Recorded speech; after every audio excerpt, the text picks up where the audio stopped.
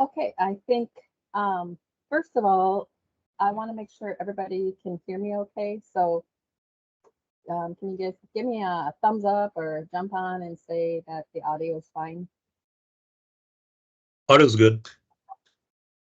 Okay, thanks, Dan. So we're going to just go ahead and get started. Um, and as the folks will be joining in as we get going this morning, but the recording started, so I wanted to just get going. Welcome to the logistics portion of the refresher. My name is Tasha Woodwick. I'm the Assistant Center Manager for Logistics at the Coordination Center. For anyone who doesn't know who I am. So um, I'm going to share my screen and we're going to get started this morning.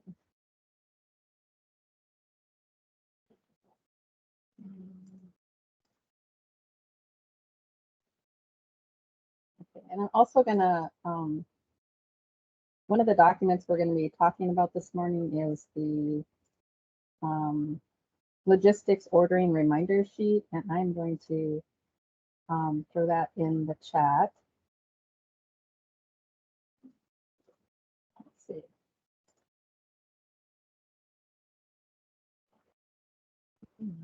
Well, in a minute, I'll throw it in the chat in a second. But we are going to start with a PowerPoint. We're going to be covering a lot of things this morning.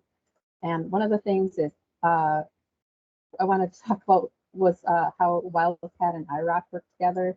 But unfortunately, IROC is down right now. They're having a problem with the Irwin connection. So I'm not sure if that's going to be up by the time we get to that part. So we'll check it out when we get there. But in the meantime, we're going to get going with the presentation.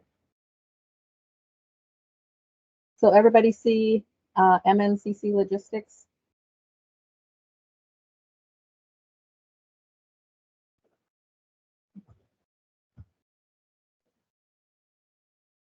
Okay. So a couple of these slides, we're just going to move through pretty quickly. This is part of a presentation that I had with the fire team leader group this spring. And then part of it was also part from the aviation workshop this about a month ago. But we're going to just get started with MNCC staff. So if this wasn't covered already, we have a full house this year with returning dispatchers. This is how it's stacked up with staffing for each desk. And we don't have any new dispatchers this year. Everybody's returning from last year, so that's really great. Gives some more consistent service to the field. So we're going to get started initially with local ordering. Like I said, I'll throw the handout in the chat after I get through this presentation. Just one go back real quick. After I'm finished with my presentation, Donna Edelman is on, and she's going to be talking about some out-of-state resource finance. Donna, are you on with us today? Yes, I am here. Yes. Okay, so she's going to tag on right after I'm finished. So that's a little something extra this morning. So when you guys are needing to request resources for initial attack fires or for extended attack fires, orders get placed to logistics, and we wanted to go through what exactly we need in logistics in order to get those orders filled successfully for you guys. And basically we start off with the same information needed for any type of request. So it doesn't matter if it's a piece of equipment or a single resource overhead. These items we need to check the box on all these items before you move on to the next section. So, and we'll talk a little bit about formatting as well. So when placing orders to MNCC, we need to know who's asking for it, what's the best contact, and then if it's not a duty officer or if it's someone from the field who's requesting it, does there need to be secondary authorization for the to approve the request? So sometimes we have someone requesting it, but maybe they don't exactly have that authority to request resources without prior approval. So in that case, we want to know who is actually the person who's authorizing the cost. So we'll want to know who that person is and what their contact information is. We need to know what the incident name and incident number is, if you know that, which you guys probably will know that because you're managing those incidents in CAD. Financial code. So financial code is going to be your CC2. And we talked a little bit about that yesterday, and we're going to talk about it a little bit more later. But basically, we need to know what that CC2 code is. And if there's not a fire code and there's going to need to be a fire code, logistics will initiate a fire code. And we'll be talking about fire code later. There's quite a few ways that logistics can access and start a fire code for an incident. And then where do you want that resource to go? Not just the name of the place, but we want to know the address because that's a required field in IROC. So when we bring somebody from out of state particularly, and they get here, they need to know what the driving address is. So we need to know what that address is. And it's just good habit to get into doing it for all orders, even if it's someone local. And we can build up our database in IROC by entering some of that information so that we have a little bit of a backup in place in case something doesn't get fully provided. And then when do you want them and what time do you want them? So you need to say, I want them on, 3:25 at 0800 or, 4:1 at 16:30. And that should correlate to the availability of the person who is the contact. So basically, we're assuming that the contact person is the same person who is going to be available to in-brief the resource. So the date and time needed is going to should correlate to the availability of the person who's requesting the resource so that they're there to do the in-briefing. So 1 through 8 is needed for every order. And then moving on from that, we need to break down some additional information based on whether it's an equipment request or a crew request or an overhead request or any other type of request. And we're going to be going through every single one of those. So any questions yet?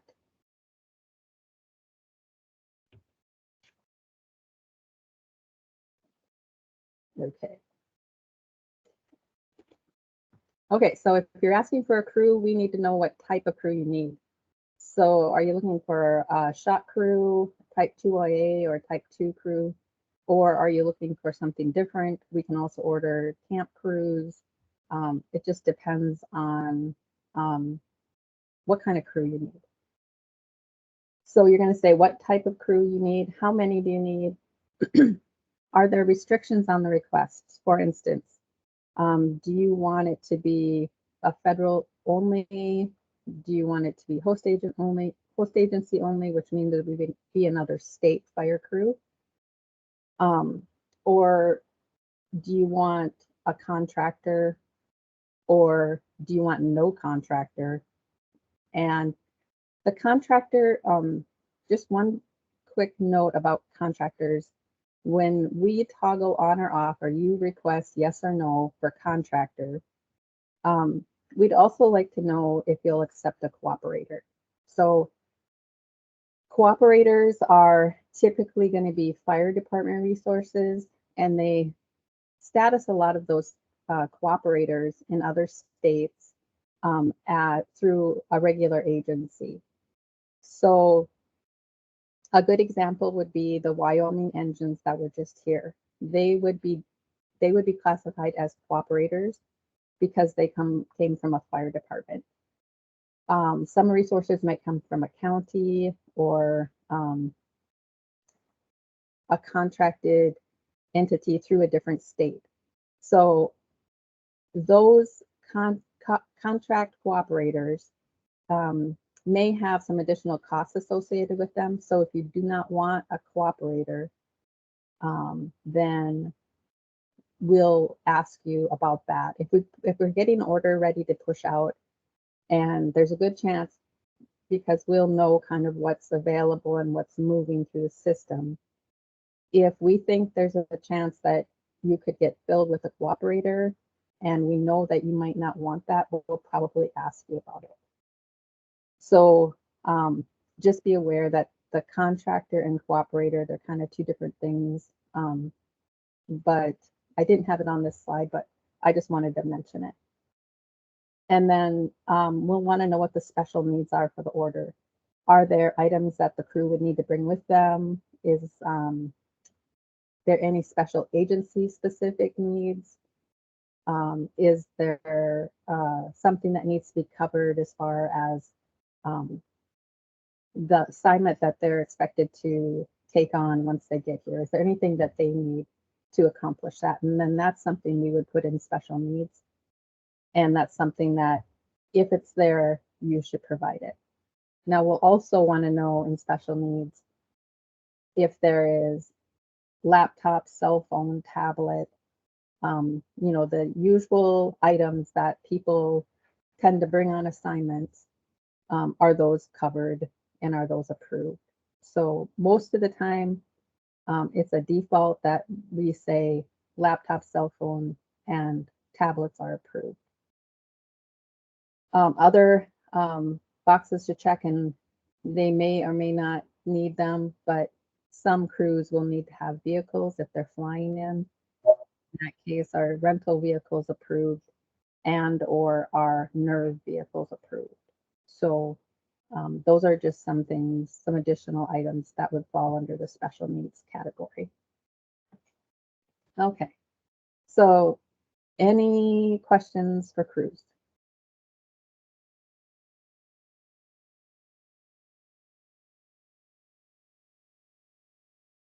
Okay.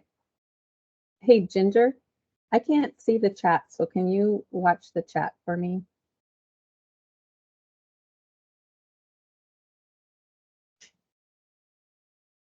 Yep, sure can.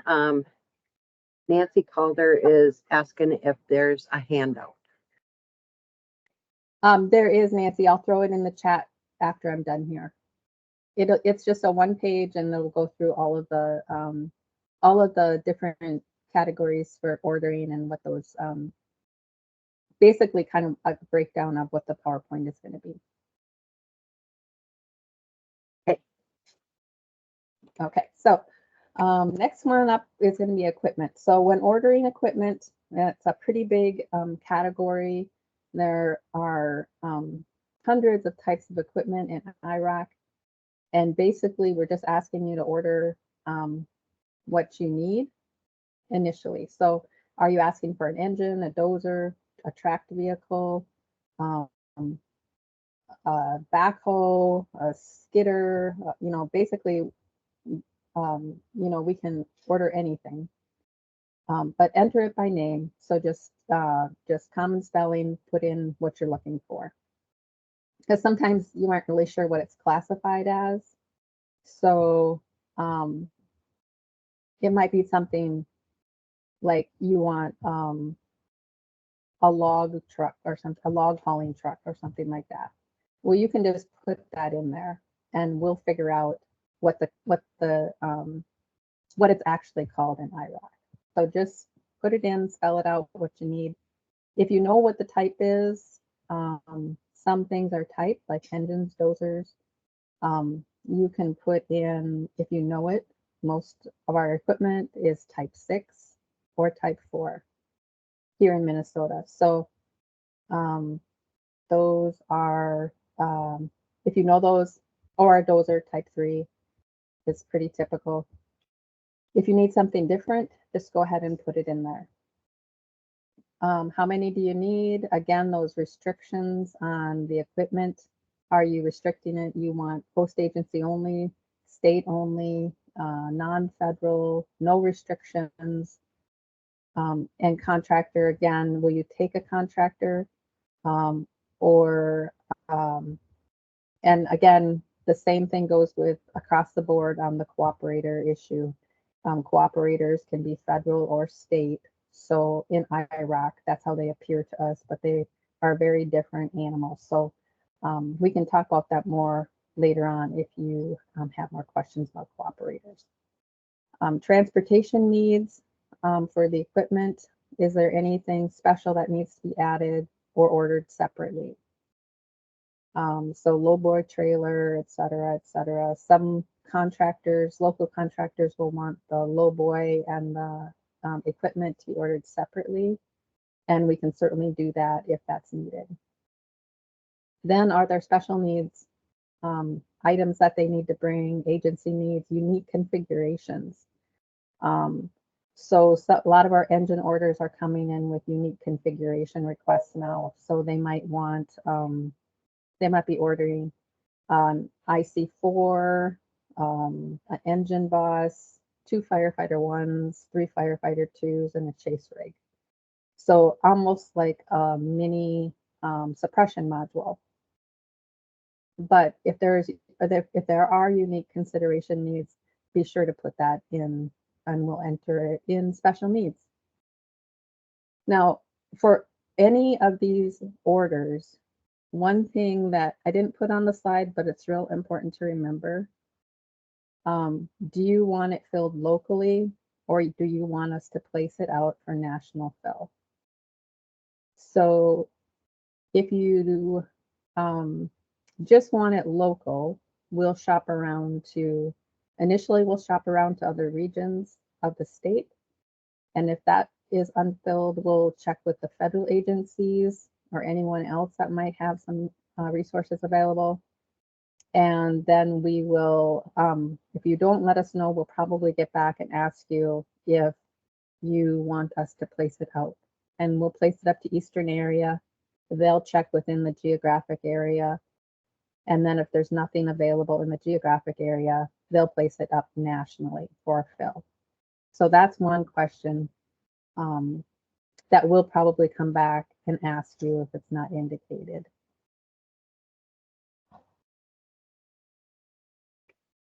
If you do know, a lot of times, especially this time of year, you guys will know who is going to be filling the order. So you can provide all that information when you send in the request. So you're going to say, well, I want to request a type 6 engine with an engine bus plus 2 firefighters. And then you can list the names of the equipment and the names of the folks that are going to be on the roster. And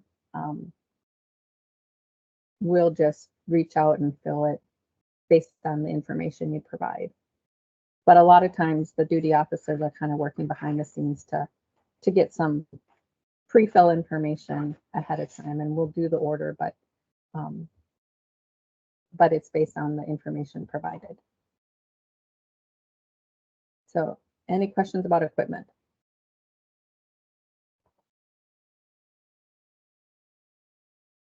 Okay, moving on. Overhead. So for the overhead orders, you're going to be providing the position code. So that's pretty straightforward. What are you asking for?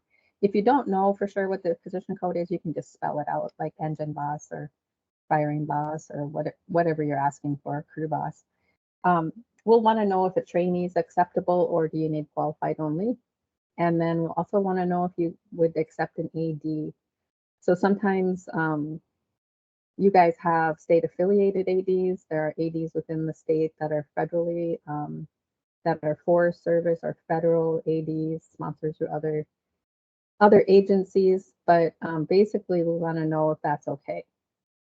And then again, the request restrictions. So do you want federal, host agency, exemptions on contractors, et cetera?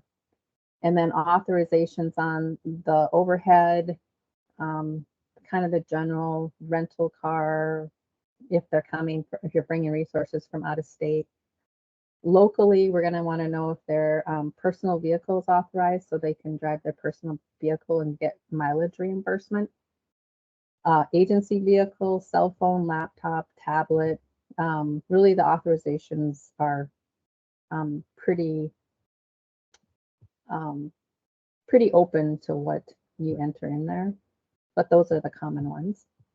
And then special needs, again, is there anything that they need to bring with them to accomplish the mission? And we will build up some like canned information that we put in a lot of our orders, depending on what the season is. So right now we might put in that the resource is needed for spring initial attack support. Most of the requests that we put in, most of the requests will also add must be self-sufficient, because that's just pretty much across the board common, I guess, common knowledge that everybody should be self-sufficient if they're going on a fire assignment.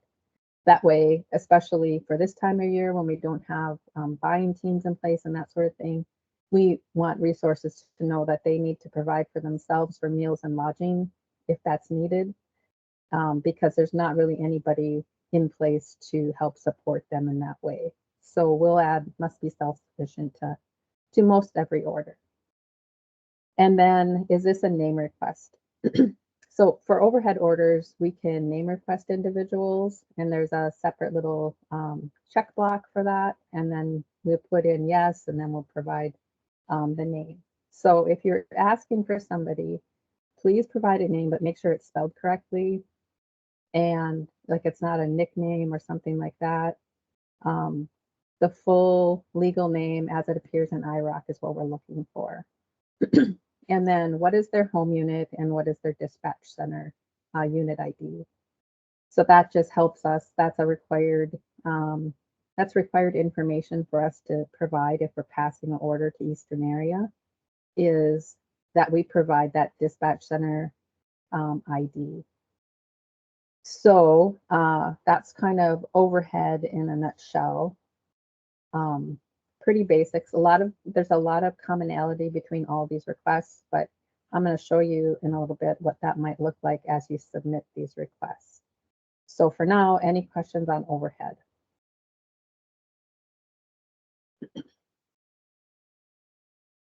Okay. Nothing in the chat. Thanks, Ginger. Okay, so overhead special. So we can, in the overhead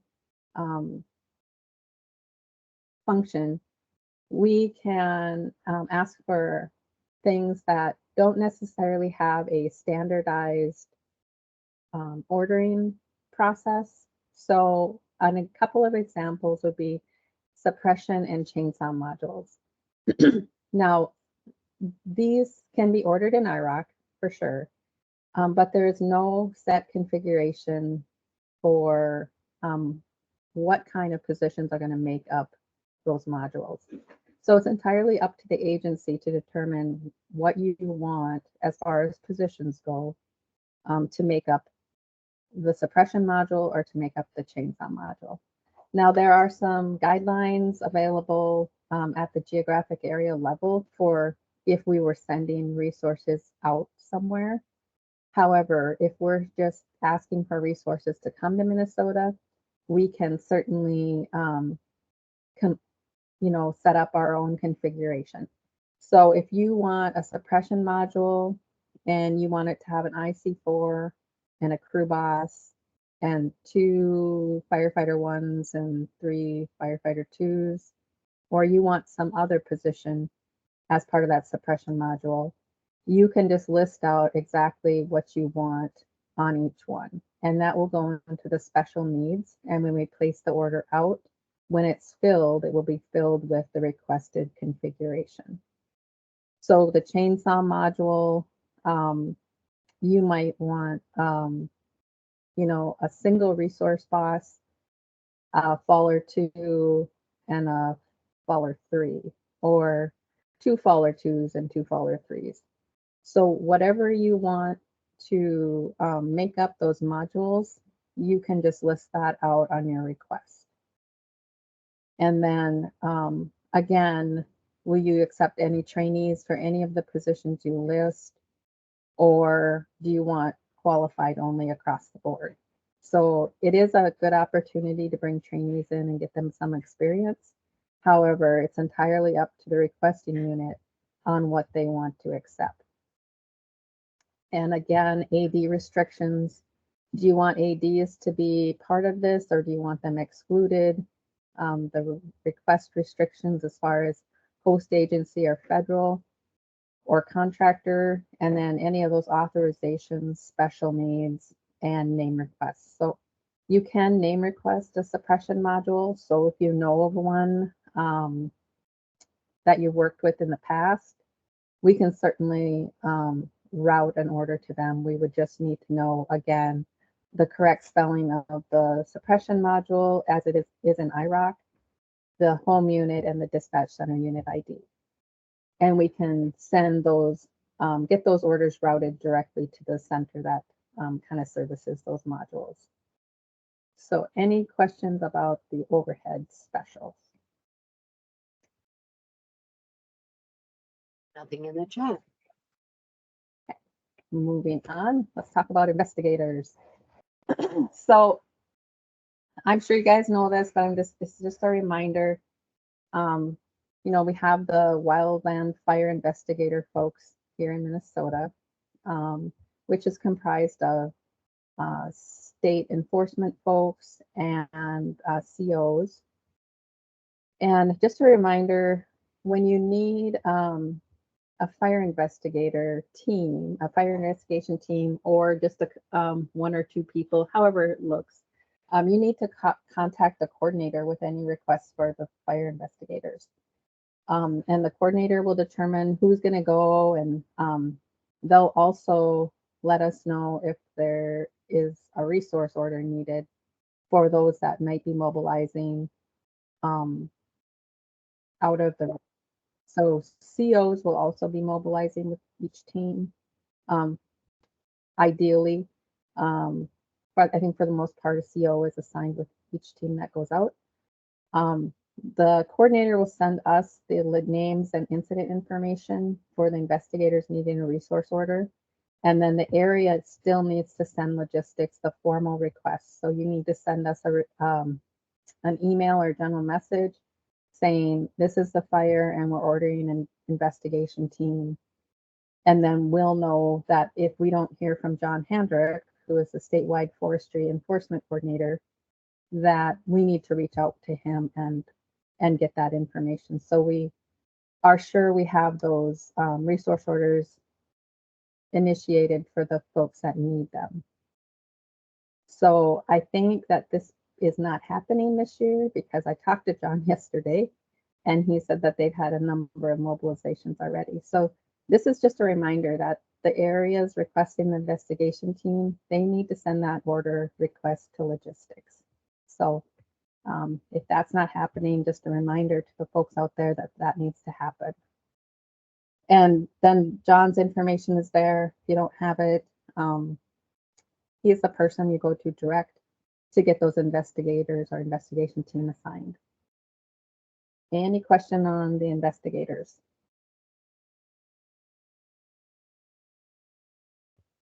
I just got one thing, Tasha, like areas are directed to work with their regions to order investigation teams. So if I need one, I call the region DO and they work with that and get me what I need. Okay, well, I'll send a note out to the regions then to remind them that they need to order the team.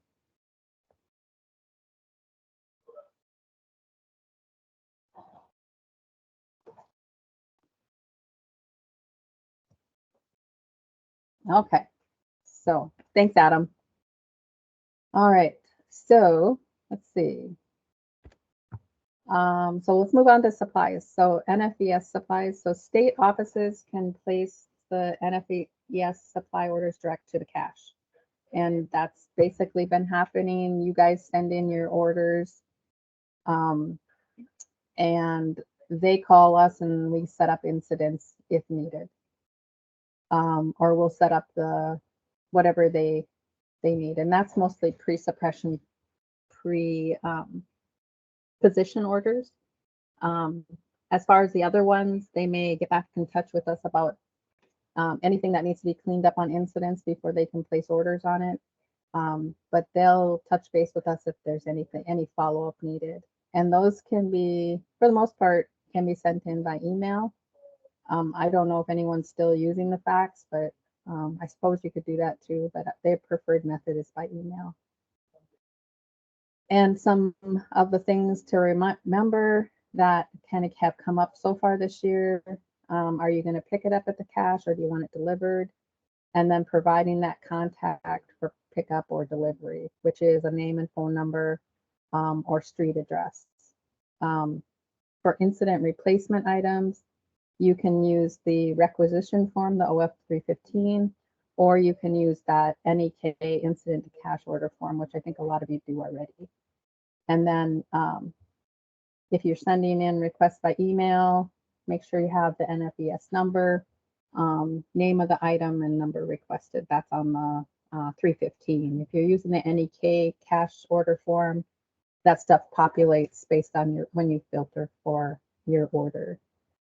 And then again, make sure you're including a physical address for shipping and billing. So that's pretty straightforward. I think everybody's, for the most part, doing a good job on this. And so any questions on NFES supply orders? Nothing in the chat. Okay, so moving on, we'll talk about non-NFES orders. So yeah, sometimes the supply item you need isn't in the cache. So, and a lot of this seems to come from if you have out-of-state resources assigned to your unit and they need to resupply something that they used on a fire. So, and it's not something that's stocked in the cache, or they are going to purchase it when they go home. The other thing that can happen is something gets broken, something that was purchased outside of the cache system gets broken locally, and then it needs to be replaced. And you can use the 315 or for that, the incident replacement. But you could also just send us an email and we'll set up an S number. So if it's not an FES, we usually call it an S number. And sometimes we issue S numbers for hotel rooms, for out-of-state resources. We'll do it for set up S numbers for chainsaw parts, or whatever it ends up to be. Especially for out-of-state resources, we'll issue them an S number. You can turn those into logistics. Basically, we need to know date and time needed, and then how many do they need, how it's going to be purchased. Is it going to be purchased locally or filled at the home unit? What are they requesting? So describe unique or special information, specific information like a part number, or one of the big ones is chainsaw chain. We need to know exactly what type of chain they need. Incident replacement can again be on the 315, and we have that form available if anybody needs it, or you can just Google it, OF 315 incident replacement requisition. And then if you've already purchased it, or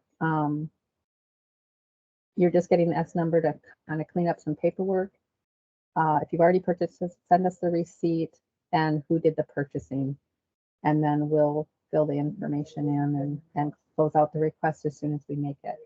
So that's pretty basic information for non-NFES. Any questions about non-NFES supply orders?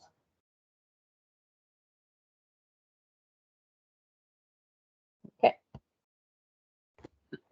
Radio kits. I think everybody does a real good job now on radio kits, or requesting radios, but just make sure you're following the radio ordering form and the special request form if you need that, and get it turned into logistics and the radio shop. So what is the special request form cover? That's one of the things that, you know, I never am sure, but I dug out the information so I could put it in writing. So special request form for radios is needed if you're requesting anything over 8 portable radios, 2 mobile radios, or more accessories than what comes in a kit. So if you're saying you want extra clamshells, extra batteries, that's going to need a special request form, and then special radio programming. And if you do use the special request form, that needs to be pre-approved by the radio shop by Joe. And then he'll send it back to us and we'll set up a radio kit number for him. So that pre-approval has to happen with the radio shop for those special requests.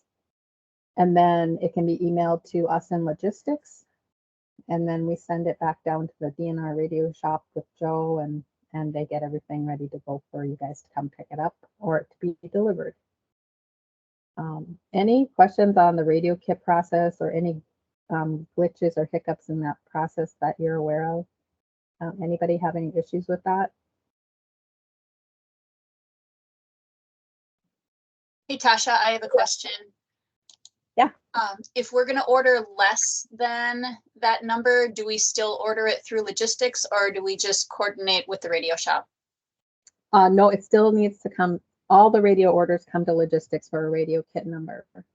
So it Okay, doesn't thank you. matter if less or if you're doing it a regular order or special request, all of it has to come through us. Okay. It's just that special request needs that pre-approval process prior to sending it to logistics.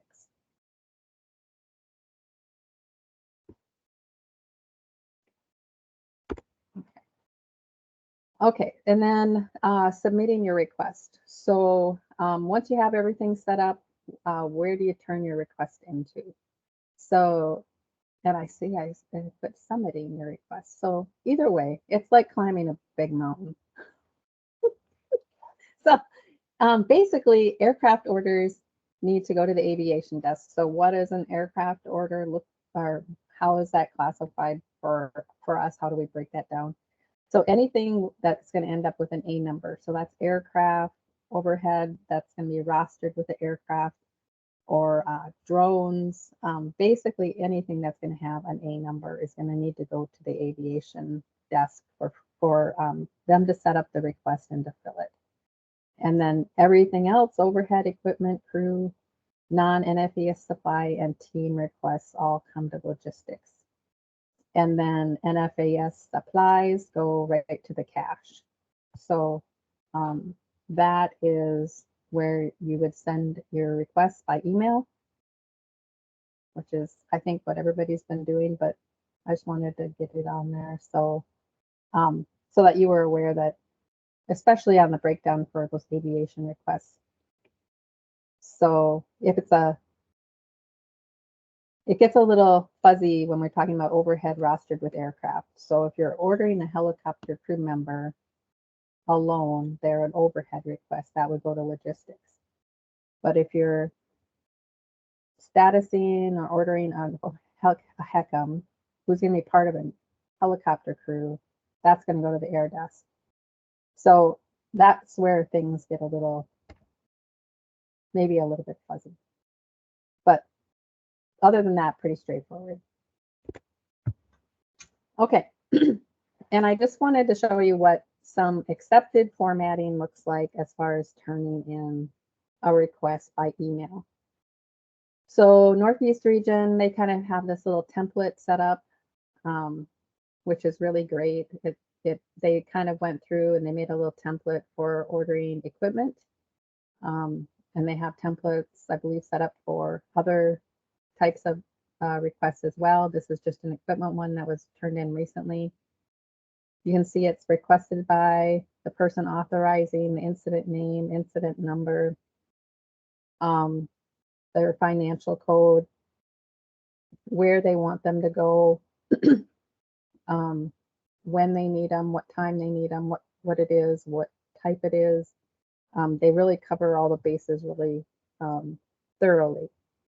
So, so this is would be a good idea if you guys wanted to, if any other regions wanted to copy something like this. This is a really good format to do that. It really does check all the boxes. So good job, Northeast region. Here's one, a little bit different type of format. They just type it out, but this is submitted by the BIA. Again, cover pretty much all the bases. Who's requesting it, authorizing what incident it's being placed on with the financial code. Probably could have been a little bit more descriptive on exactly where, but when we enter airports, for the most part, we'll get a street address of some sort. Date and time needed, and then you can see then they just copy and paste from the handout that I'm gonna put in the chat. They just kind of copy those little sections out of the handout and then make a template in their email. And then each time they order, they have that template and they just fill it in. Okay, and then, or you can use this ICS 213, the general message form. And here's one that Jim Wilson turned in, asking for a type 6 engine. Basically, all the information is there. It's just when you do it on a 213, it ends up looking a little different. So the incident name and number are at the very top. And then who it's to, who it's from, what it is, goes in the subject line. And then they kind of put down the information, the critical information. They're asking for a type 6, who the person of contact is at the office where the engine is going, the reporting location with the address, when they're needed, and then any special needs. There they put self-sufficient laptop, cell phone, tablet. That's kind of what we're looking for. So this is a good general message. We can work with this, and if we have questions, we can get back to you. So you can see we have a couple of different ways we accept it, but basically if you have all the information there, we'll take it in any format.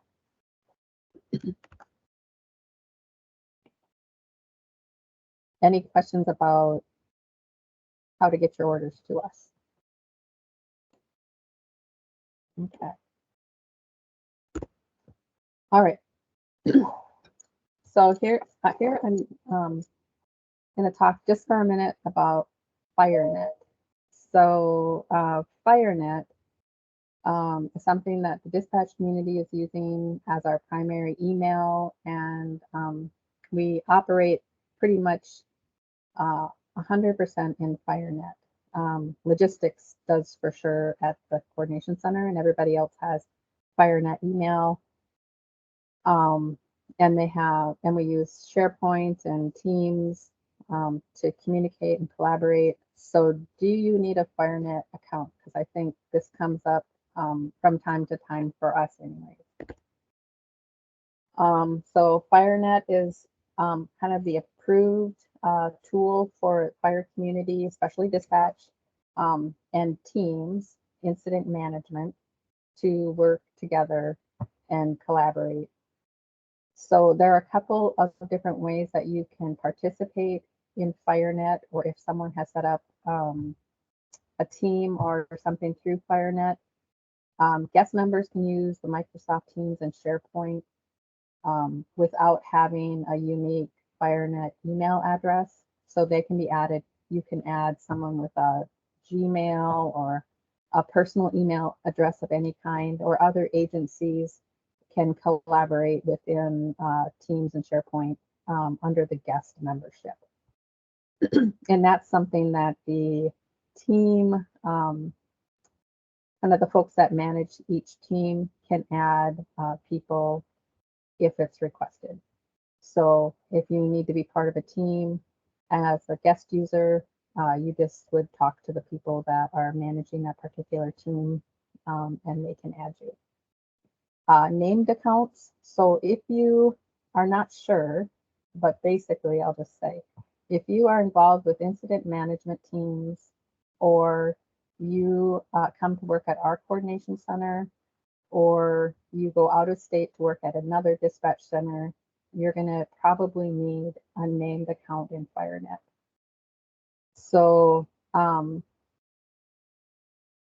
just because, especially for dispatchers, dispatch centers across the nation have moved to FireNet as their primary email. And you need access to that shared email inbox to be successful. And so you need to have a named account. So that includes coming to work at MNCC. So if you're coming to work locally at our dispatch center, you'll need to have that named account. And if you don't know if you need an account, or you just want to chat about FireNet in general, which I love to talk about FireNet, but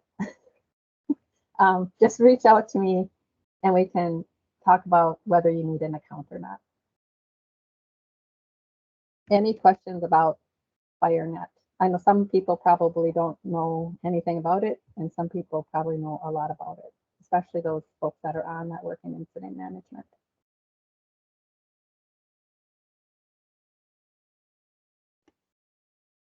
Okay. Nancy's got a question. Do you see a need for area dispatchers that would need FireNet? I can see a time where it's going to be a valuable thing, yes.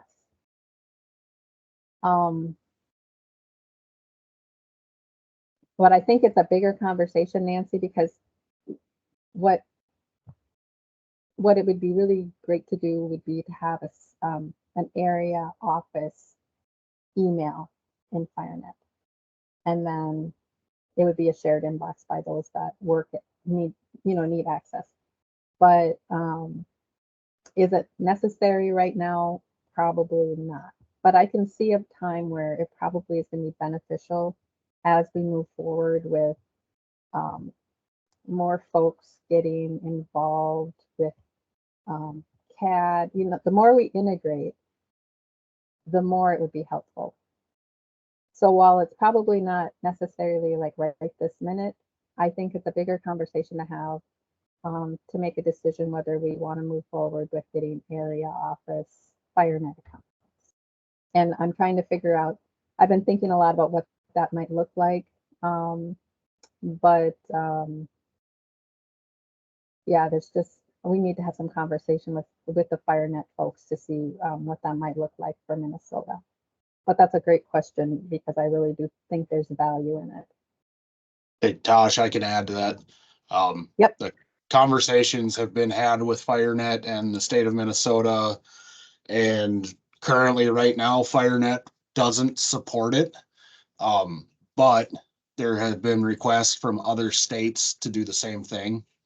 So it's something that is going to be discussed at a much deeper level after the April Consolidated Dispatch Applications training. And we're working on briefing papers basically to try to justify the need. For those that don't know, there is a cost associated with FireNet accounts, and the way that they originally had thought FireNet was going to work is not what they're seeing right now. So there's a change in business requirements, and that's part of this. So it's got to go all the way up through the national levels. For the standard area dispatchers right now, unless you're participating in one of the Minix team stuff or the working teams, probably not a need for FireNet, but I would anticipate by the end of the year, there'll be a lot better guidance here. Yep. And if you're planning on working at our center or going out of state and working at another center, get in touch with me and we can talk about FireNet, or if you need an account. Thanks, Ryan. Good information. Okay, so moving on from FireNet. Okay, so I wanted to talk a little bit about incident management, Wildcat, and IROC. And like I said, unfortunately, IROC is, Ginger, is it still down? You know? Yeah, it is. We just got an email from IROC saying that it's down and they'll let us know when it's back up. Okay, well, we'll have a brief discussion about this, but there'll be no demonstration, I guess. So I just wanted to talk a little bit about primarily, I think, incident naming conventions. So okay, so I'm just going to start by saying that anything you put as an incident name in CAD is the incident name in IROC. Now, I know that there is probably reasons that some of the formatting is how it is in CAD, but if we get a request on a incident and the naming convention is not standardized in IROC, we will either be going in and changing it in CAD if it's, you know, late at night or after hours, or we'll be calling the responsible dispatcher to change it in CAD. So in particular, when you have the kind of either just a number or you have a name and a number, the local, I'm talking about the local fire number, or you have backslashes or any other symbol, we'll need to clean that up before we place orders on it, particularly orders that are going out of state. So if you're starting to order things on an incident, we're going to want to clean up that incident name so that it's standardized in IROC. I don't know if that makes sense to you, but I was hoping to show you what I was talking about, but unfortunately I can't. So yeah, so incident naming is a big thing that we're seeing right now that's kind of all over the board. So some places just have a standardized name. Some people have a standardized name followed by the area fire number. Some people have some backslashes in there. And if it's a wildfire and it's transmitting through Irwin to IROC, we need to make sure that that's nice and tidy. But I wanted to open this up for group discussion because I want to know what you guys think.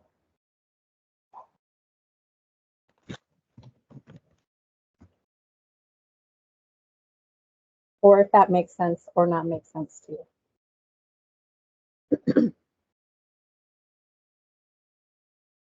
Tosh, I'm just looking in the Wildcat now and looking back through all the fires that used to have the backslashes and different things in there. They're all gone now. Everything looks pretty good on the most of them. Smoke checks still have a couple backslashes, but all the fires in there look good right now. Well, right, but we don't want, if you're ordering on an incident, maybe the best rule of thumb is if you're ordering on incident, get into CAD and look at that name, because we don't want it to be, you know, Smoky Hollow, Wasika 9542 or whatever it might be. We don't want the area incident on there. So we just want the incident name itself if you're ordering on the incident. One of the things is if you, and I could see looking forward ahead, I guess, is once we place an order on the incident, that name is locked in. So if we place an order on an incident that does not have the name cleaned up, that's what it's called forever. And if it develops into a large fire incident, that's going to be what the name is. So if you don't want your area to be hosting an incident management team on backslash, you know, Bemidji 452, that's just an example, Sarah. I didn't say you did that. You know, you But want you to knew have, I would. yeah, maybe. But you know what I'm saying, for those who have experience ordering teams. You want that fire name to be the actual fire name. So before we pull the trigger and start ordering on things here in logistics, we're going to be looking to make sure that that is a standardized naming convention. And we might get in touch with you, or if it's late at night, we might go into CAD and tidy it up and then let you know the next day. So I think for the most part, it's hard to track people down at 9 or 10 o'clock at night. So if that happens, we'll do some instant naming. We'll work on getting that tidied up and then we'll let you know. But so any concerns with that? In the chat, Arthur said that BJ sent out the guidance for the naming convention. And then Donna said that they were instructed to put the backslash in the name if they don't know what the name is yet. Okay, that's good, but sometimes it's backslash County Road 752 LF 472. So if County Road 452 is the name of the fire, we don't need all that rest of that stuff on there. But if we're going to order things on incident, we need it to be named.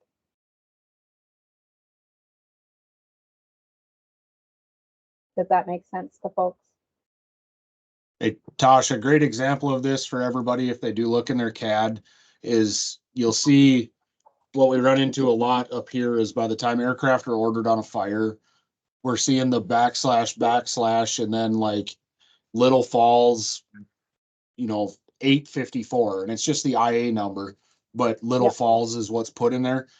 And then once we send stuff out on that, we're seeing later where instead of taking the Little Falls out, we're getting an incident name put in before that. And I'm not trying to pick on Little Falls, it's just that everybody can see it. So like incident number 801, the name that's in CAD right now is Green Prairie LFIA 801.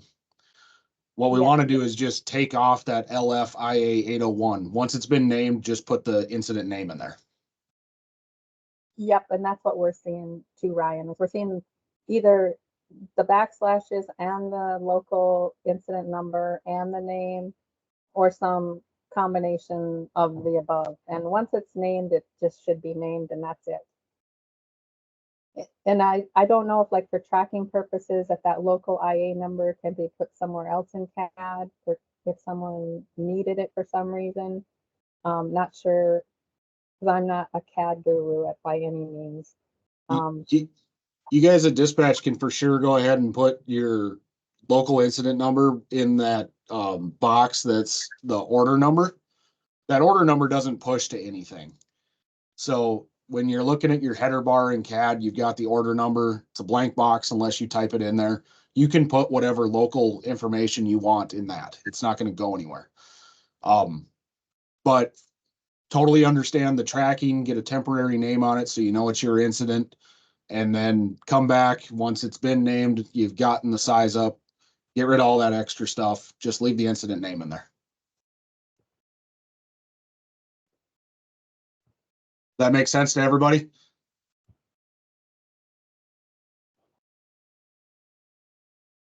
Yes, Arthur, your note, it could definitely go into the notes at the bottom as well. It could even go in the web comment, whatever you're looking for. Whatever's going to make it easiest on you guys. The biggest thing is just the name is what's pushing through to Irwin and going into all the other connected systems. So make sure that that name is just the IA name, the actual name of the fire.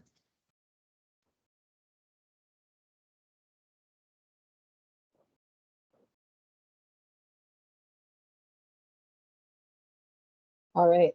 So it sounds like there's some options for where to put that local tracking number, the local IA number. And if we do have to do anything late at night when offices are closed, that's what we'll do as well in logistics. If we have to go in and edit any of the naming conventions, we'll be transferring that local IA number to one of those fields so that it remains intact with the incident in some fashion.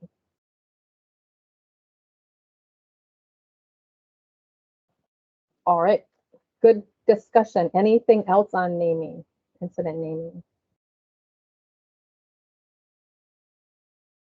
Okay.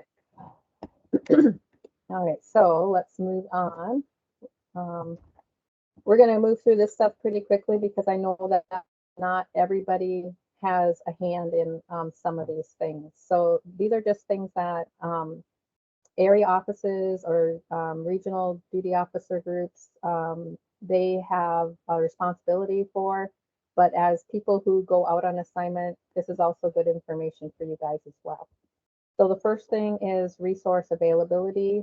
So there's quite a few ways that you can status yourself. I just wanted to let you know what those were again, reminder.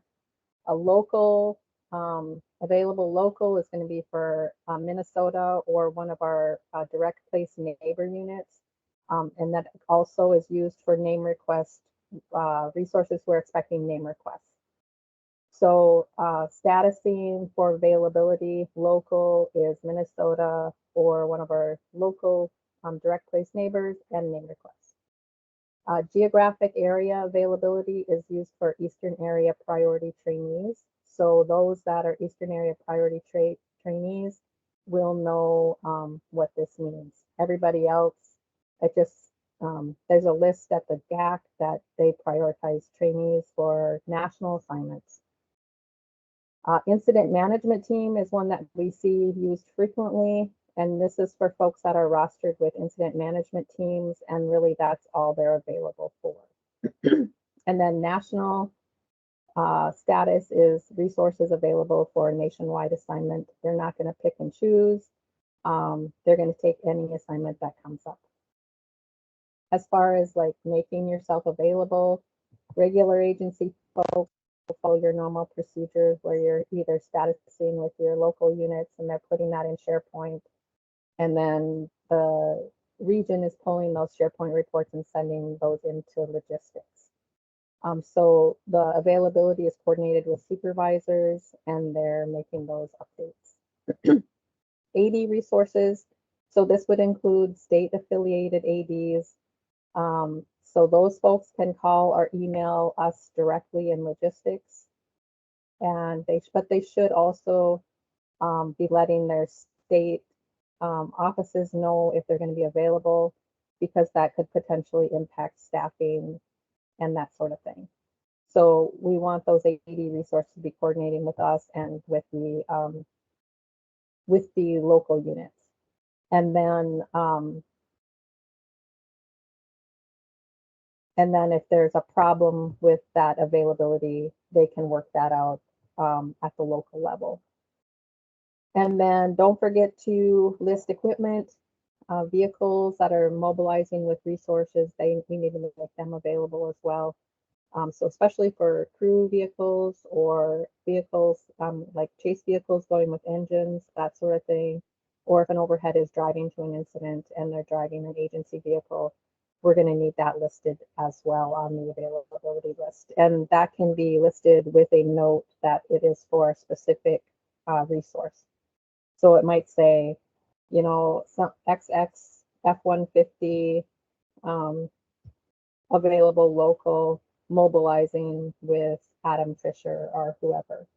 But that would be an example of making a piece of equipment available.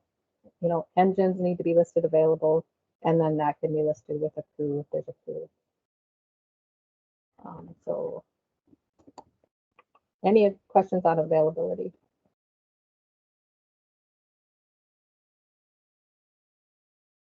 Okay. Basically, all the availability gets sent in by the region duty officers, and that gets sent into logistics, and we make our status updates based on that. Okay, qualifications. So this kind of ties into, yeah, go ahead, Ginger. In the chat, Arthur put a reminder to make sure equipment is updated for changes, i.e. if you had a new assist replace an older one. Yeah, and Arthur, just for your knowledge, I just sent out the annual equipment update request, and I sent the DNRs to BJ because I really wasn't sure how that should be disseminated out to the state offices. But just a heads up to you, because I know you've helped us extensively in the past getting that stuff all updated, that might be coming your way shortly. Sounds good. I And just thank want to you. make sure everyone knew that way, you know, if engine 123 was a Ford and you're going out in the Ram, I know that could cause issues. Yep, exactly. Yeah. Yeah, and it's a good time to try to get all this stuff updated. First of all, so we can make sure that that CAD is correct, and then also so we're ready for the Western season, so we're not making those last minute changes. But yeah, thanks in advance for help on that.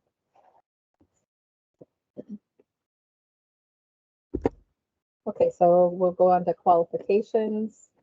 And this is just a kind of tiers off of the availability.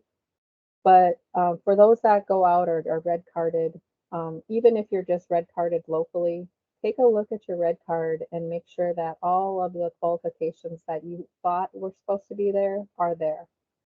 And then work with your supervisor if something is missing. Because if the qualification isn't on your red card, it probably isn't in IROC either. And if you're planning on mobilizing for that position and it isn't on your red card and it isn't in IROC, then you won't be mobilizing for that position. So best to take a look ahead of time. Preseason is a great time to do that. Sometimes it's just a matter of updating experience. But remember, if you have a new task book, you know, that needs to be entered in through those training folks. And then sometimes there's a backlog. So it kind of helps to be proactive if you have a new task book and should have a new qualification on your red card. Again, all that needs to happen before it can that appears in IROC and you can go out within that position. Another thing to keep in mind, when listing yourself available, and you only want to go as a certain thing. So maybe you only want to go as an engine boss, or you only want to go to as a support dispatcher. What happens when those availability lists get sent in is if the supervisor went into SharePoint and they only put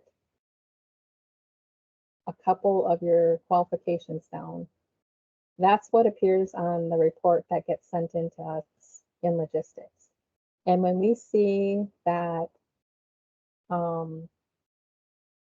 somebody only wants to be or only lists a couple qualifications, we take all the other qualifications out of, we don't take them out of IROC, but we hide them because we're assuming in logistics that you don't want to go out as anything else.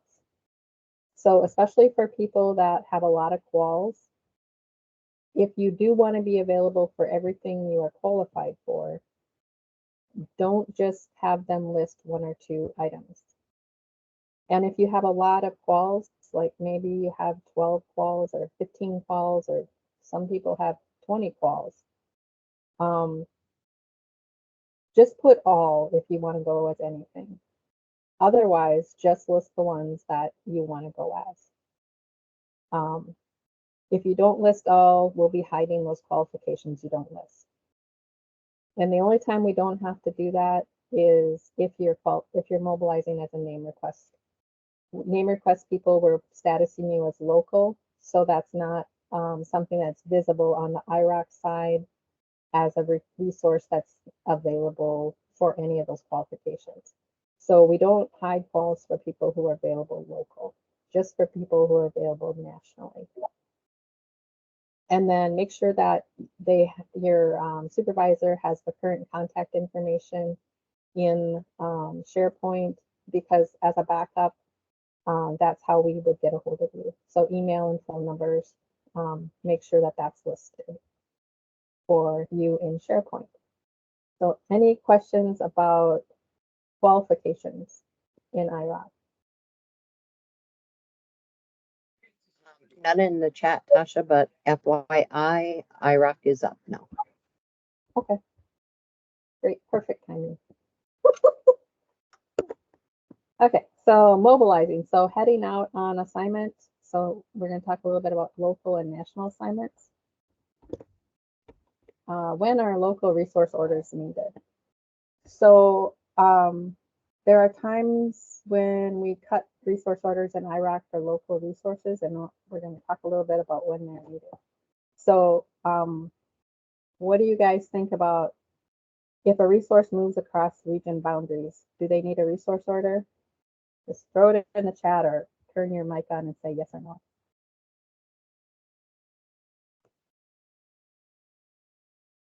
No answers? Nobody knows. Ginger, do they need a resource order? Sorry, I was doing something else. Across region boundaries, I would say yes. All depending on if the if it's going to be more than one shift period. And there's So- lots of yeses in the chats and a couple no's. Usually they need a resource order. And we're going to talk a little bit in a minute here about why they might not need a resource order, but basic rule of thumb is yes.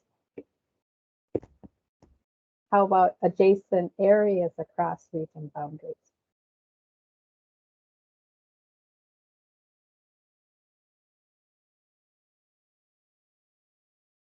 Any answers there, Ginger? Nothing in the chat. Come on, guys. Ooh, this is a tough one. Amy View, no. Donna Edelman, no. Right. Not usually. So an example would be Bacchus to Little Falls. So that's northwest to central, but they're adjacent.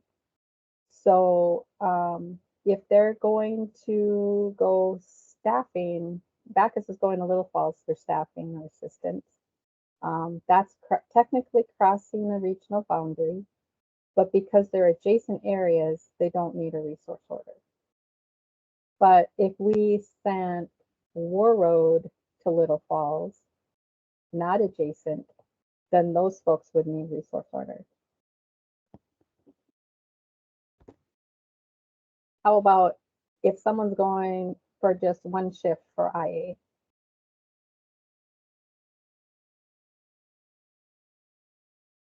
And maybe Bemidji is going to run down to Little Falls for initial attack staffing for one day. Donna says no. Donna's right. Donna's right. Yep, nope, no resource order needed. How about an IA shift that turns into another shift without the resource returning home? So Bemidji goes to, or Bacchus goes to Little Falls, and Little Falls says, oh, you know what, why don't you just stay down here? We're gonna need you again for the next couple of days. How about that? Donna says yes. Amy says yes. Yep, exactly right. Good job, guys. So those are just some scenarios that may or may not need a resource order. Some different little things that can maybe catch out if you're not aware of it, but particularly those adjacent areas across region boundaries or non-adjacent areas across region boundaries. We will make orders for those that need them, and that's for local mobilizations. So any questions about local mobilizations and if or when they might need a resource order?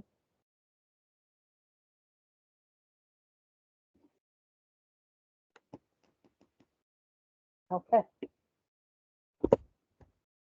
So we'll move on to out-of-state resource orders. And basically, out-of-state orders come to us from Eastern area. They're received through the IROC dispatching system. And when an order is received, we call the duty officer for a resource that is available.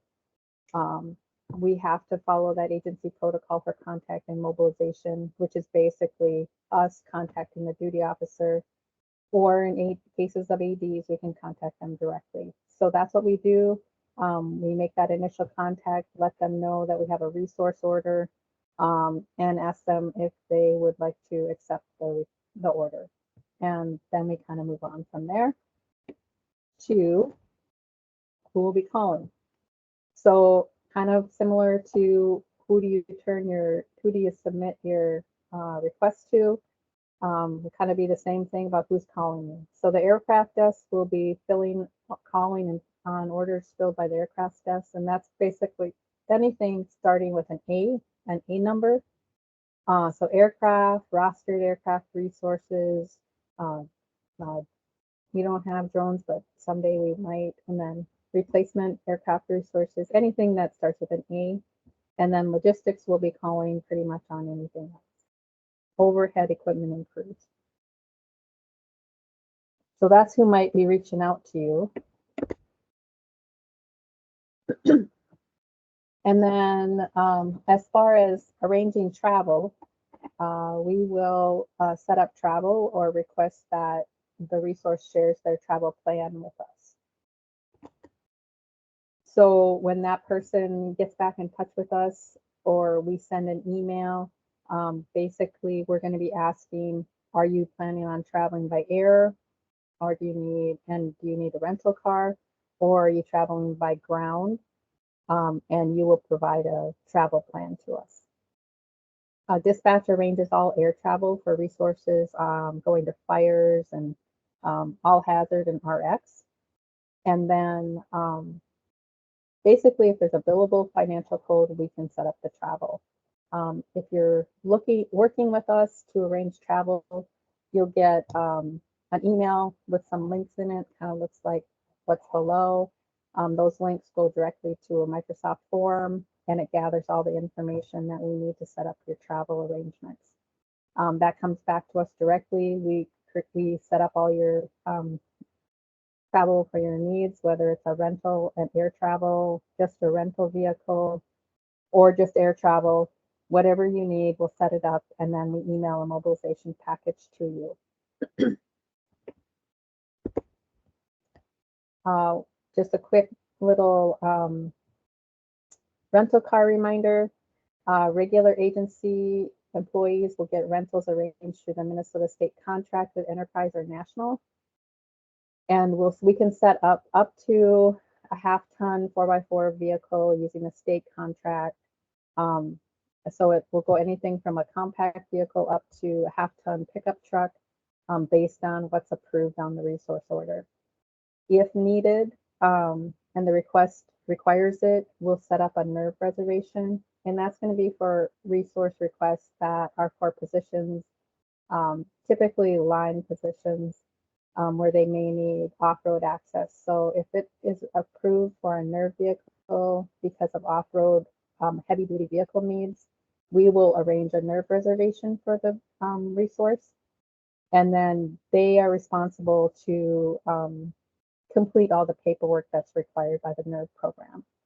So NERV is basically National Emergency Rental Vehicle Program, and it's a national contract that covers more extreme off-road conditions, like an example would be driving on dozer line and that kind of thing. There's no upfront cost to the person that gets the vehicle, and no credit card is needed. And again, the user has to complete the documentation at the end of the assignment for accountability.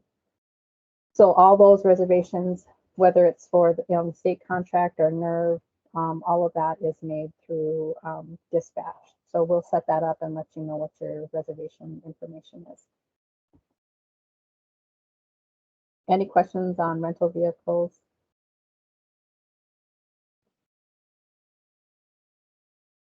Okay.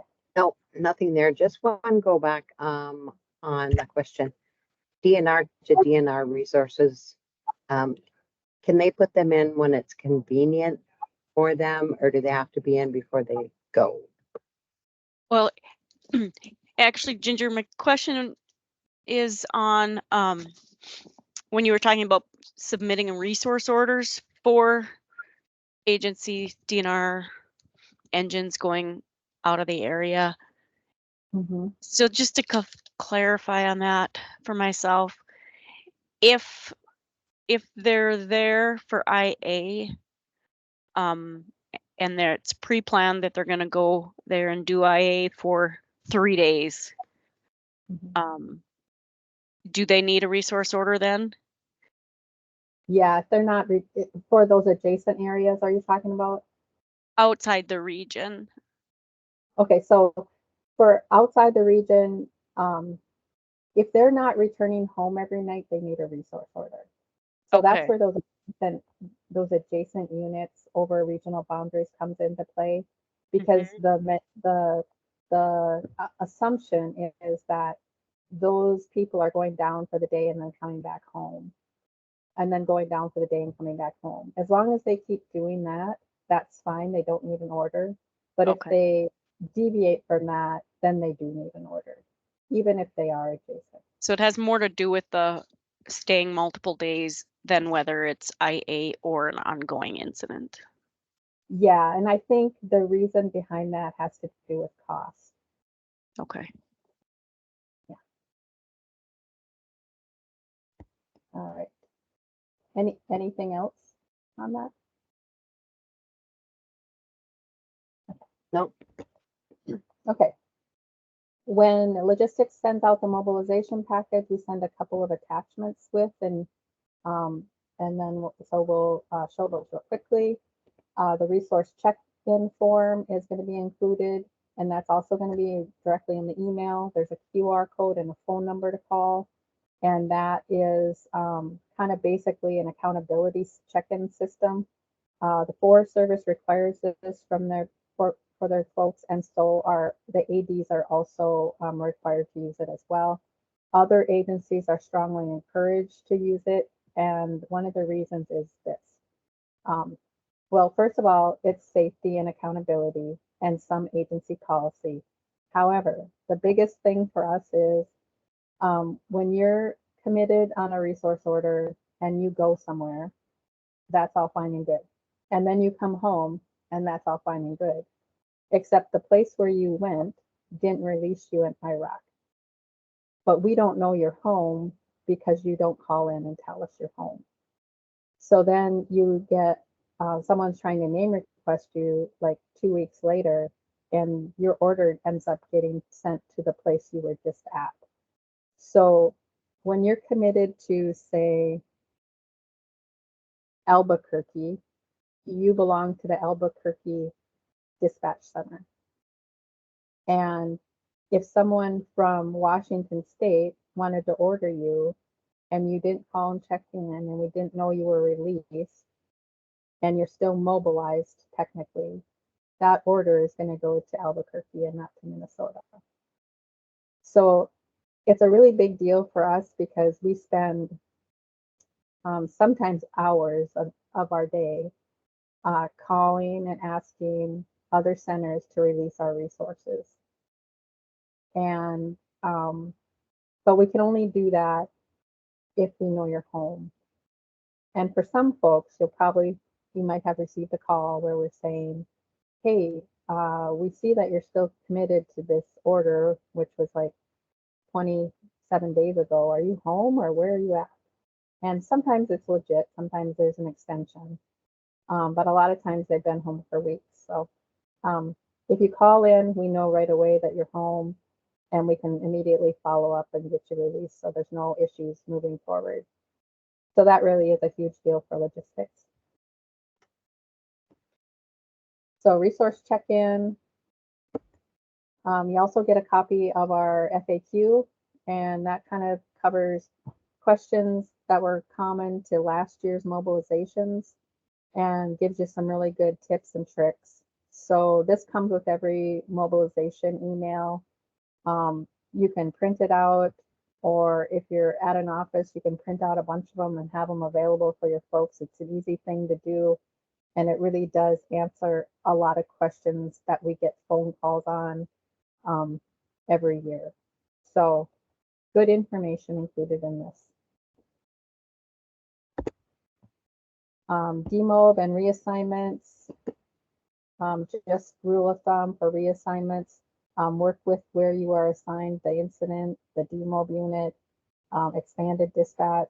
The only thing to remember is you can't call us for reassignment help because you're not our resource at that time. So you got to work with the unit where you're assigned to get that accomplished. And then also for demob travel, if you're working with a demob unit, they are responsible to make your travel home. You can work with the demob unit. You can call the expanded number on your resource order in block number 8. And if you really don't gain any traction there, you can call us and we can help get you arrangements to come home. But that shouldn't be the first thing you do. That should be the last thing you do. So demob travel, again, should be made by the requesting unit. And that's for out of state. ADs, so just a real quick thing for the ADs. So ADs are emergency hires, basically people who are brought on to supplement when there's a need. And we're serviced by the AD Great Lakes Hub. And those are the 2 permanent contacts. Hannah Rogers and Robert Klagas are the 2 right now. They do have one more person who's onboarding right now.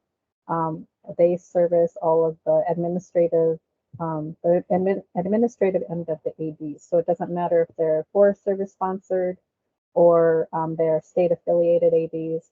Everyone gets sent. Everyone gets their administration needs filled by the AD Hub, which includes casual hire forms. And then our local AD sponsors for the state to sponsor affiliated ADs is BJ and Paul.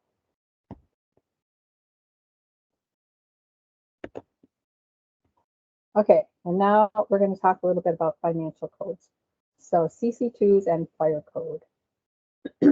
And Donna, if I get off in the weeds on CC2s, you can jump in. Because I'm for sure not the authority on CC2s, but we get enough questions and calls about CC2s from area offices, particularly those that don't necessarily have a dispatcher. But we're going to just dive in. Okay. So local incident support CC2s are also AC2s, agency cost code 2s. So they're for wildfire, pre-suppression, suppression, any sort of operations, they can have a CC2 associated with them. And areas will issue those for significant incidents, which could include individual fires over 100 acres or more than one burning period, or whatever they designate as significant, I guess. There's no real cut and dried on what is significant and which you should issue a CC2 for. We will add CC2 codes that are initiated by or issued by the areas into the financial code block of the resource orders in IROC. And we'll look in CAD to see where you guys have entered that. So I think Jolene and Ryan talked about that yesterday, where to put that CC2 in CAD. So we'll go in there and look and see if one is already issued, and then we'll transfer that over to IROC. If we don't have the CC2 code available at mobilization, we'll tell resources that they should check in with the ordering unit when they get there to get their financial code information. And So this is basically information that's available in the Wildfire Protection Business Management Manual, and I think that's up for a new version, but I saw it still. I haven't seen a newer one than the, I think it was 2022 or 2019 maybe. Anyways, basically that is CC2 information, and we're going to look at how that breaks down as well. Adam says that's coming soon. Oh, coming soon, good deal. So, so we all remember the days, or I guess these still apply, the RAN numbers for the areas and regions. The new unit identifiers and then the associated AC2 locations. So this handy little chart is a bit, well, doesn't have the unit identifiers on, but this handy little chart's in the business management manual. If you're curious about what AC2 location your area or region is. So it's a letter designator. And this is one I probably get more questions about than anything, and I'm not really sure why, but especially for, like, it's more for areas that maybe are lacking dispatchers or had one and for some reason it's unfilled right now, so other people are trying to do it. So how is the CC2 created? And some people think, oh, there must be a magical list somewhere, and they call us to ask us if we have that, but we don't. But basically, it is a breakdown of a few different things. And one is the forestry identifier, which are the first two numbers of the CC2, followed by the AC2 location letter. And that's the letter that corresponds to the area office, which is listed here. You can see too that how the AC2 is part of the new unit identifier in IROC. So like, for instance, the Bemidji area forestry is MN1BS and B is the AC2 location. And then the fire number. So starting with 01 for the first fire, you can go up to 99. And then if you get above 99, you start adding in a letter and a number. So like couple examples I showed there were 13G02, the second fire for Park Rapids office, whereas 13GB1 would be the 111th fire for the Park Rapids office. So as you get above 100, you know, every like 121 would be C1, and so on and so forth as you go up. So I think we this year, maybe some areas are already into 11, but I don't know. So any questions about CC2s? Or Donna, do you have anything to add? I will jump in and add a couple things here. So your CC2 number does not need to match your fire numbers in any way. We just, here in Park Rapids, we would just keep a running list of the CC2s that we've used, and then the next fire that needs a CC2, we just pick the next number. So, you know, for us to get through 1 through 99, it might take us 3 or 4 years before we do that. And we always assign a CC2 whenever we have aircraft ordered on that in particular incident. Hey, Donna? Yeah. Do you guys reset the list every year, or is it just a continuation from year to year? So do you Nope. start over at 01, or do you just keep Nope. continuing? Nope, we never start over. Okay. I shouldn't say never. When we get to 99, then we start over, because by then it's been long enough that the fiscal reports that we pull if we pull by that CC2, we're not going to get it combined with a fire from a few years ago because it will have been long enough that those reports aren't pulling. Does that make sense? So we just go through 1 through 99, and then if we use 99, then the next one is 1. Sure. Yeah, And and we I'm not sure how other offices are doing it. But some of them seem like they're kind of getting up there in numbers, and I don't know if it's a continuation or if all of them areas are doing it that way. Sarah, what about you guys?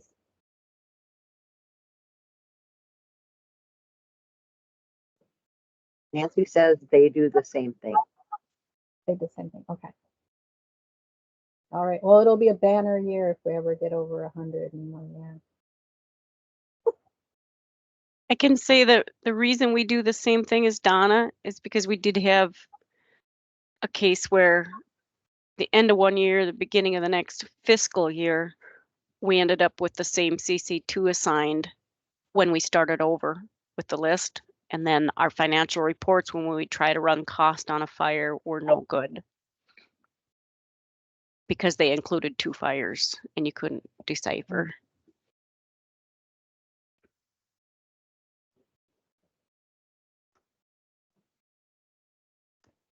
Okay.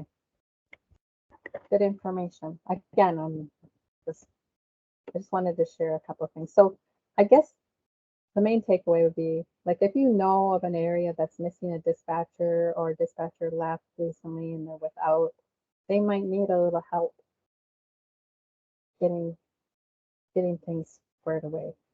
Just a comment. Okay, so then we're going to talk, that's for local. So for national mobilizations, different type of thing. We set up the CC2s at logistics at the coordination center. So when mobilizing nationally, we take the fire code and we pair that up with a CC2 code. That CC2 will be emailed out to the resource, and then they'll use that for their length of their assignment while they're assigned to the initial incident they mobilize on. If someone doesn't see a CC2, every person for the state, if you're a regular employee, like not an ADs don't need a CC2, just regular state folks. So if you don't see that, let us know. We'll get you the CC2 you need. And then just remember, if you are out of state and you are reassigned, you'll need a new CC2. So call logistics and we'll get you set up with the new one for your new assignment. And then also going along with that, ask for that new resource order if they tell you you've been reassigned, because that's documentation that we'll need to create that new CC2 for you. So out-of-state resources, you should get that when you mobilize, or they should get that when they mobilize, and then if they are reassigned, they need to ask for a new one. So that's just basically national CC2s in a nutshell. Just know that it's not a responsibility of the local areas. That's something we do at the coordination center. Okay. So in WildCAD, there's a couple ways. Ryan and Jolene, they talked yesterday about putting the local CC2 in that other finance fiscal codes block. And once we initiate a fire code, or if you initiate a fire code, it'll be in that auto fire code block. And what you'll get will be a 4 letter number combination. There will be 4 places, whether it's sometimes it's all numbers, sometimes it's all letters, sometimes it's 3 letters and 1 number. But anyways, it's only 4 places, and that will auto populate into that auto fire code. That once that's been pushed, that automatically appears in IROC, and we will go in and reset it in IROC, because what comes over is just the 4 digits. So for most federal employees, they only need those 4 digits. But for Forest Service employees, they need to have a prefix identified and an override code. So we'll go into IROC and update the fire code with the prefix and the override so that everybody has the correct information.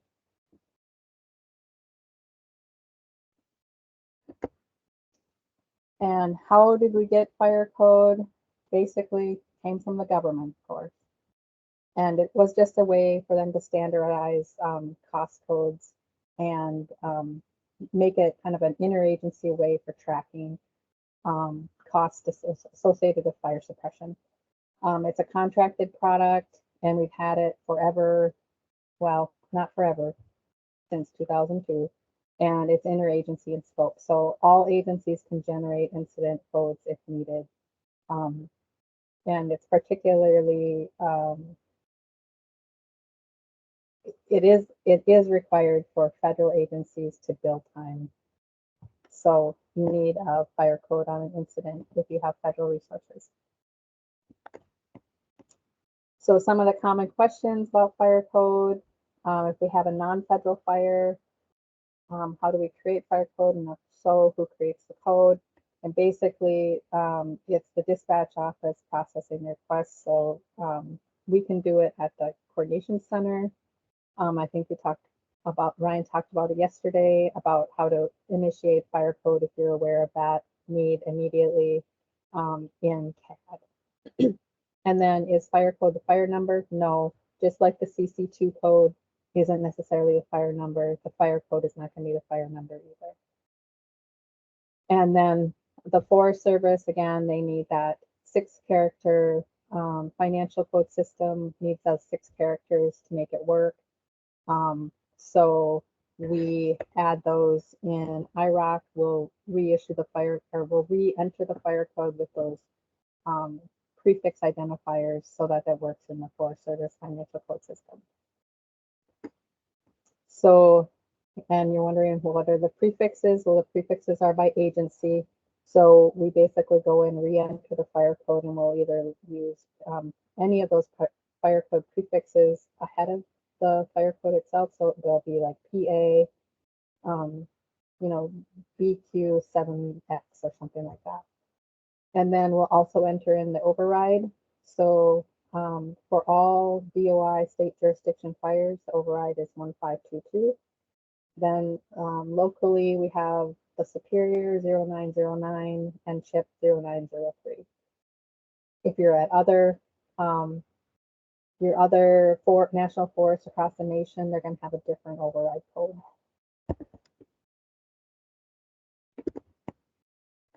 And then does every incident need a fire code? No. So in order to you know, avoid creating unneeded codes, consider the following. So is there aircraft assigned, engines overhead? If any of these are federal, so federal aircraft, federal engines, federal overhead, and federal is Forest Service, Fish, BLM, BIA, National Park Service. If any of those resources are assigned, then you need a fire code. And then you'll also need a fire code if you're planning on doing incident resupply orders placed to the cache. Or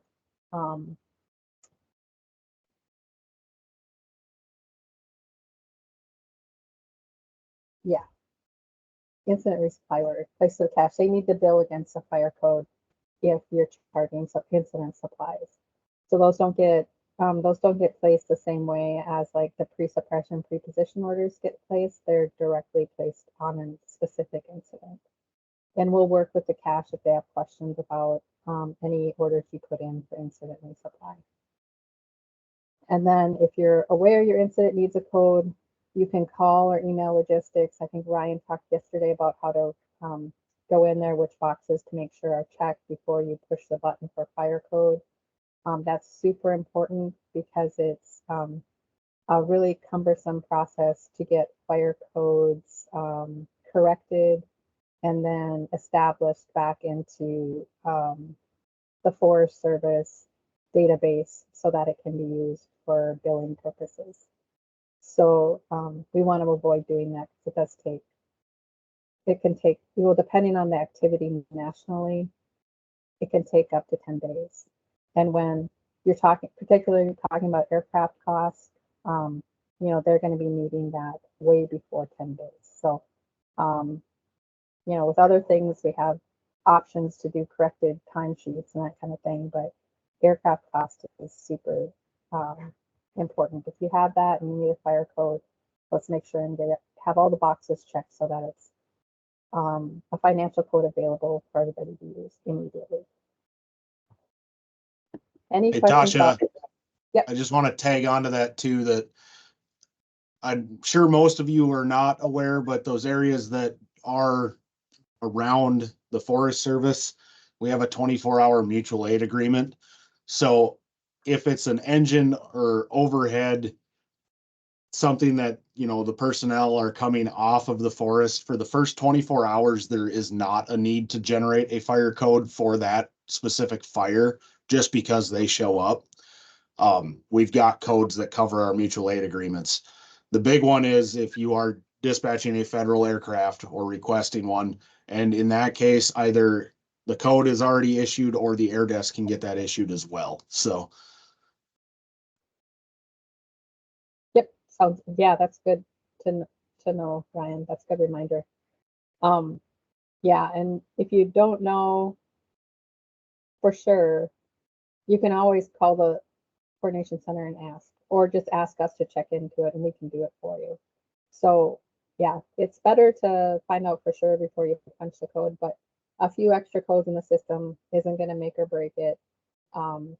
If you push one and you're like, oh, well, they were just here on mutual aid, it's not going to be the end of the world. But let's just try to be a little thoughtful about requesting fire code and making sure all the boxes are checked so that it's a usable fire code and we don't have to go back and do corrections to it after the fact.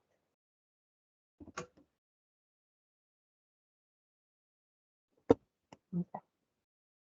So we're almost to the end here. So you guys are doing great. And look at my time's almost up. I never thought I'd fill 2 hours, but look at me go. So a few more tips. So nerve rentals can only be extended by dispatch. However, they are very lenient. Typically, if we make a nerve rental, you can technically have that vehicle up to 120 days before having to turn it back in. So pretty, there's a pretty big window on return policy for nerve rentals. DNR purchase card holders, make sure that you've increased your purchase card spending limit before you go out on an out-of-state assignment so you don't exceed your purchasing ability. Reassign, make sure you're calling to get that new CC2 code issue, and we can also help track down a resource order for you if you are having a hard time getting one from the requesting unit.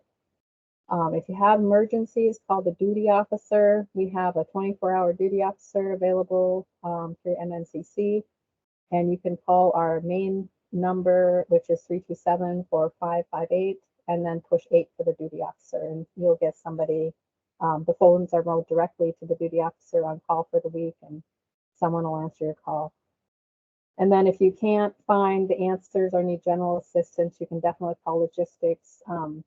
We're definitely here to support you guys in your efforts. So if you have any questions at all, don't hesitate to reach out. We're pretty much on call all the time. So yeah. And then a couple more things, just a little plug for training opportunities. We're planning, there are a couple IRAC practice sessions left. The next one is next Thursday, March 28th. It is 9 to noon. And it is hosted in the Eastern area, the GAC Eastern Area team in FireNet in the IRAC practice channel. So you have the option to go there and you have the ability to chat and collaborate with other folks that are IRAC practicing that day, or you can work independently and just get into IRAC practice and fill some orders, create some orders. If you go through the IRAC practice channel, it's a little bit more structured. There's going to be general messages, and we're going to want you to walk through a few different exercises. The one next week is going to be equipment and crews focused, and we're going to have you guys, if you're participating, working on master rosters, building from scratch, placing, filling, and retrieving orders. So kind of walking through a few different processes having to do with equipment and crews. So that's next Thursday. If you have, if you want to brush up on your IROC skills, join us. And if you don't have access to the IROC practice channel, let me know and we can get you added to it. And then you can, anyone can have guest access to the IROC practice channel. So you don't need a FireNet account. It'll just be in their Teams. And then IROC and other. So we have tentatively putting together an IROC refresher in person. It'll be a one-day refresher, and it'll be held at the Fire Center the week of June 3rd, which is the same week as the Fire Academy. The IROC refresher, then we'll have a couple of reports courses, and those might, I haven't quite decided how that's going to look, but it's going to be the combination of all the courses will be 2 to 3 days. I haven't got it all figured out yet, but that should be coming out shortly. And then just from the group here, just looking to see if there's needs for the D110 expanded dispatch course, the formal NWCG course. So anybody out there need that course or have someone in mind that they know needs that course?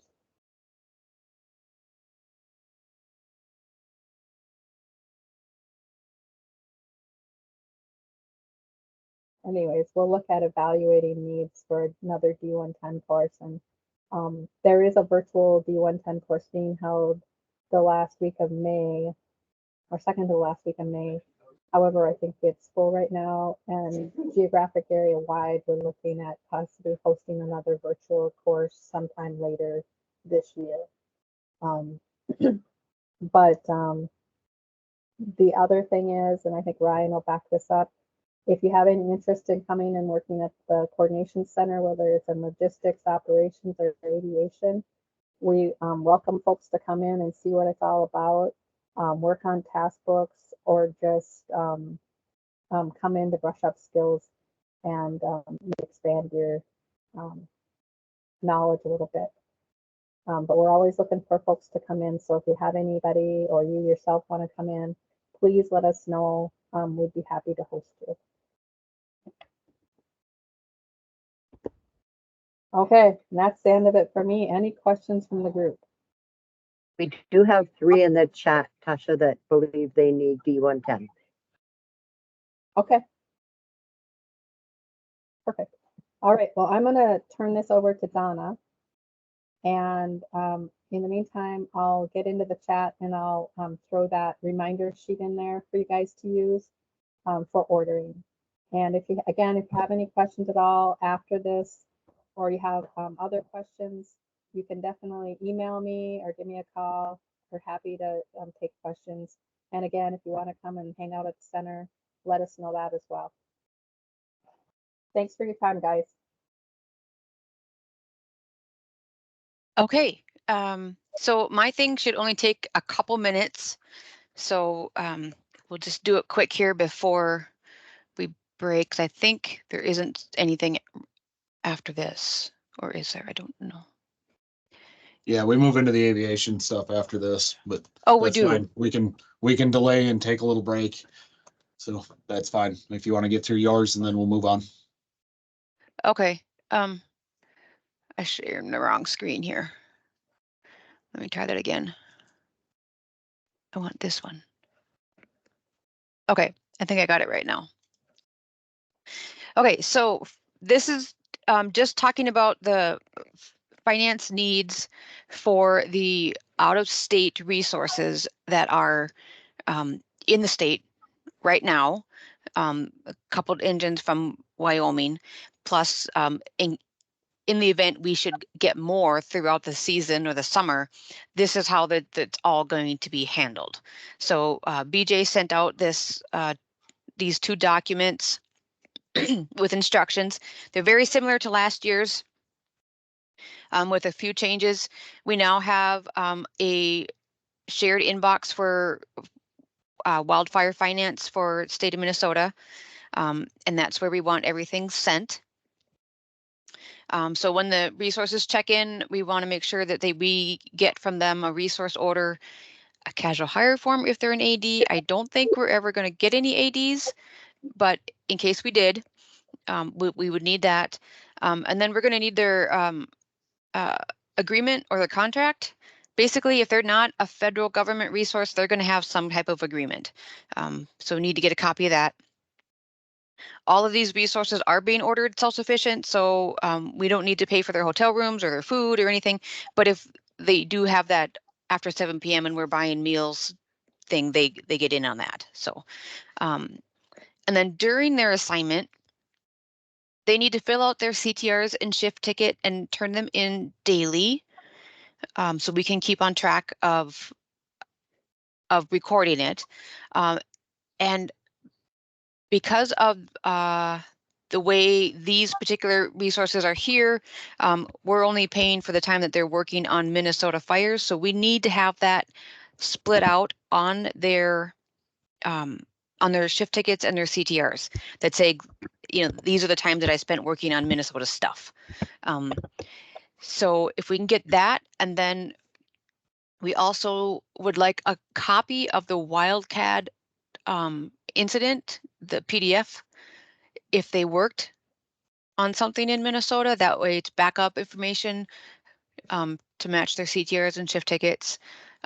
Make sure it's a legible signature.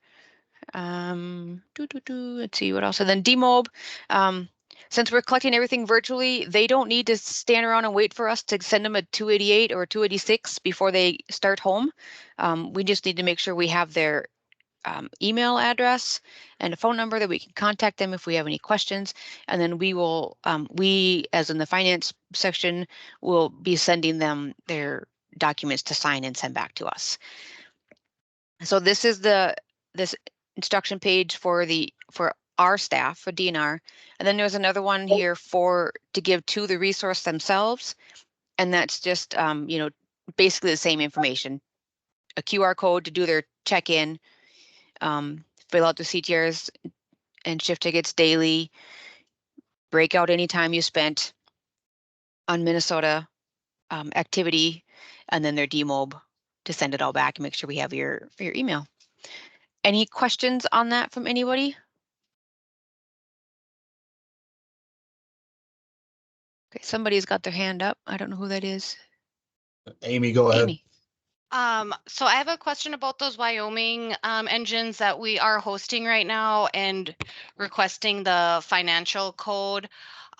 So I've done it on the fires that they did. I'm just not sure if I'm doing it correctly because they're not Forest Service. So I was hitting reimbursable, but I'm just clarifying if that's the correct code I should be generating. What you've done Okay. is right. Okay, cool. I've watched a couple of them. It's fine. Okay, just wanted to touch base. Thank you. Okay, and then Amy, so I've seen their shift tickets and I haven't seen anything wrote down that they worked on Minnesota stuff. So can you make sure that that gets communicated back to them again? Okay, yeah, John is taking care of their shift tickets, but I can print out the Wildcat and then let them know. I thought they said they had split them up. I didn't But- see that, but I just glanced at them quickly. And then, yeah, make sure to Yesterday send me and the the day before, yeah. Oh, and maybe I don't have those ones yet. So I know I've got like, I'm behind a couple days on their CTRs. Okay, yeah, They- it was they just haven't the turned them last all 2 in. days because we were Okay. telling them to split up time, so. Okay, then maybe I just haven't seen it yet. And Okay. then make sure to send those PDFs of the incidents to that finance email. Okay, And Donna, if you want to send me these forms, I can get them posted in here and get them out to the folks that need them. I see there's been a couple requests, so. Sure, they are included on the email that BJ sent out like maybe Tuesday or Monday, but I'll send them to you too, Ryan, to Okay, get them in a couple different places. So awesome. Thank you.